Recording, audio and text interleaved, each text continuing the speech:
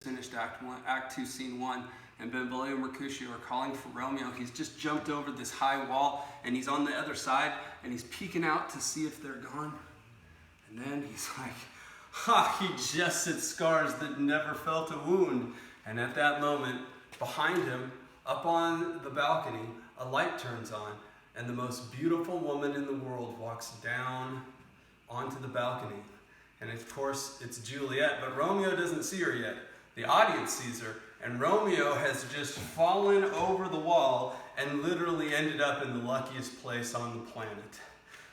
Now he looks, and when he looks and he sees her, she's in the light, and she's looking out into the darkness, and you can tell that she's in a thoughtful mood, and she's dressed in her jammies, ready for bed. And so remember, we started with a party scene, and everybody was dressed formally and wearing masks, and now this is Juliet unmasked, and she's vulnerable as she's standing out there. She doesn't expect anyone would be able to be out in the darkness. So you may have seen this famous balcony scene where it looks like Romeo's on a knee and he's reaching up, and Juliet's reaching down, and it's really, really romantic.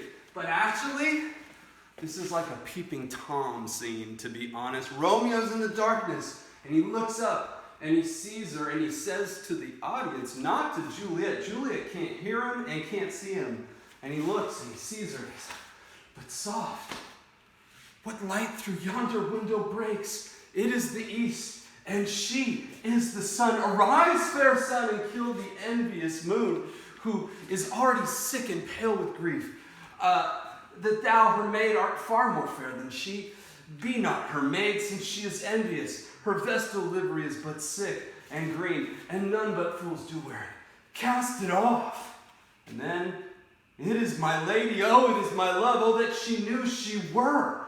She speaks, and she's mumbling to herself, yet she says nothing. Yet she says nothing. What of that? Her eye discourses. I will answer it. I am too bold.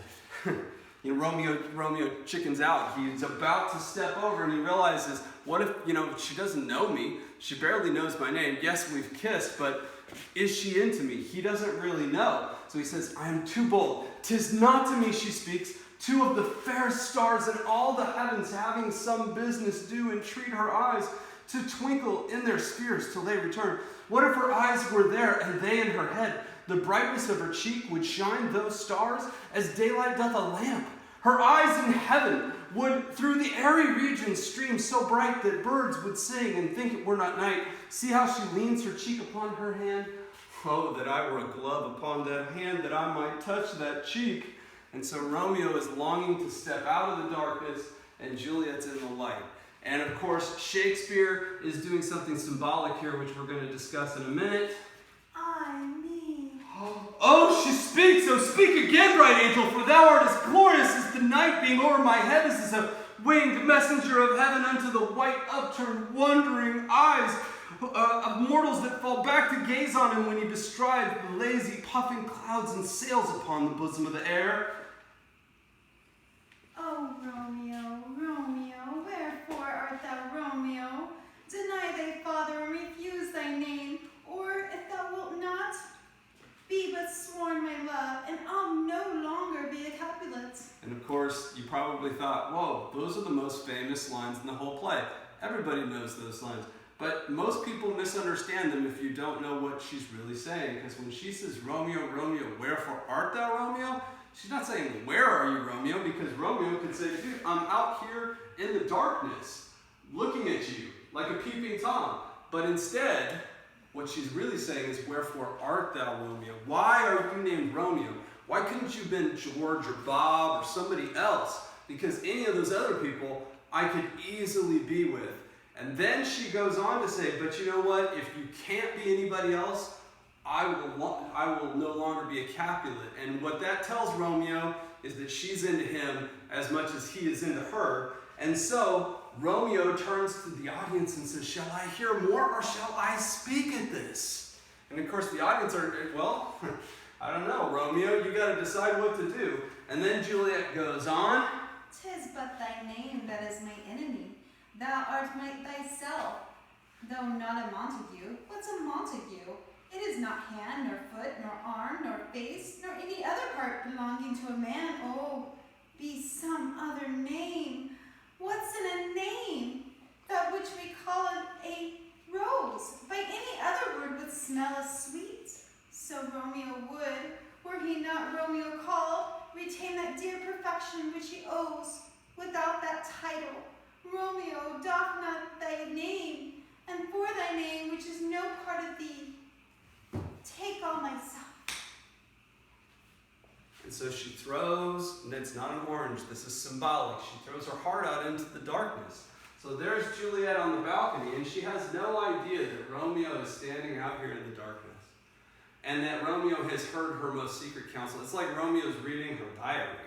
And now that heart is out there in the darkness for Romeo to do with as he pleases. And so remember, the prologue ended with time will step aside, extreme sweet, things that power will, passion will lend them power. Because what happens here is time steps aside so that they can just love each other. Had 2 weeks gone by and they hadn't seen each other, they may have very well have thought about, well, maybe this is not the best thing.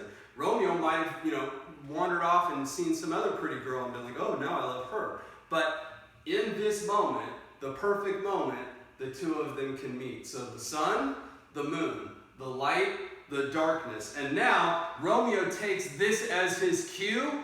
He finally gets brave and he steps out of the darkness and says, hold on, actually, I don't need to give that back to you. It's mine now, huh? I take thee at thy word. You're supposed to run away. I take thee at thy word. Call me but love. You're supposed to run away. Oh, I'm sorry. Here we go. Ready? And I take thee at thy word. Call me but love, and I'll be new baptized. Henceforth, I never will be Romeo. And Juliet has left the building because out of the darkness, she said, oh, take all myself. And then this voice comes out of the darkness, and she immediately thinks it's a peeping Tom or somebody's attacking me. What's going on?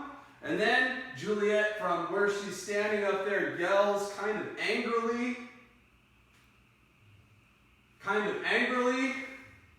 What man art thou that thus discreet the night, so stumblest on my counsel? And then Romeo looks at the audience and smiles and says, well, she's going to be really excited when she hears who I am, but wait.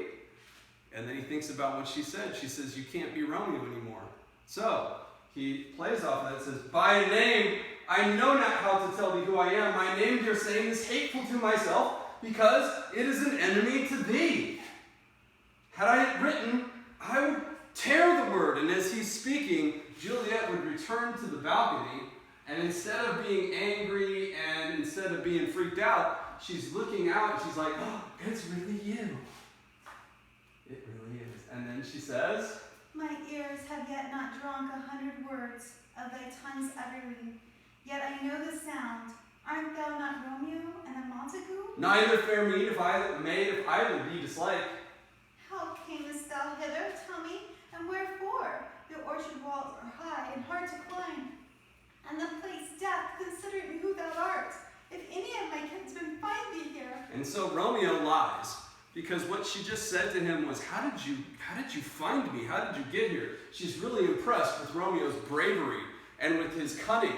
And of course, we know what happened. Romeo fell over this wall, dusted himself off, and looked up. And so instead of saying that, he says, with love's light wings did I o'erperch these walls, for stony limits cannot hold love out, and what love can do, that dares love attempt. Therefore thy kinsmen are no stop to me. If they do see thee, they will murder thee. Alack, there lies more peril in thine eye than 20 of their swords. Look thou but sweet, and I am proof against their enmity. I would not for the world they saw thee here. I have night's cloak to hide me from their sight, but thou love me, let them find me here. My life were better ended by their hate than death proruded, wanting of thy love. By whose direction foundest thou out this place? And what he should say is, well, I actually just fell over a wall. Instead, he says, by love, who first did prompt me to inquire. He lent me counsel, and I lent him eyes. I am no pilot, yet wert thou as far as the vast shore washed with the farthest sea. I would adventure for such merchandise. Thou knowest the mask of night is on my face. else would a maiden blush bepaint my cheek? For that which thou hast heard me speak tonight. Now we're going to stop the drama there, and I just want to point out a couple of things. Romeo, is talking about love here, and he has this great line, I am no pilot, yet wert thou as far as the vast shore washed with the farthest sea, which is a wonderful piece of poetry. Basically, if you were the farthest away, I would find you. I would sacrifice for you. So this love has gone beyond Eros. And there's a great line a little bit further up where it says, and what love can do, that dares love attempt. And so what Shakespeare's trying to do in this scene is show you the light, the darkness. There's a tragedy because the two of them will never meet in the same sky. But for this magic moment, these two are the perfect love pair. And so in my next video, I'll finish up the scene. And thank you to the love of my life for being my Juliet. And thank you guys for watching. Except we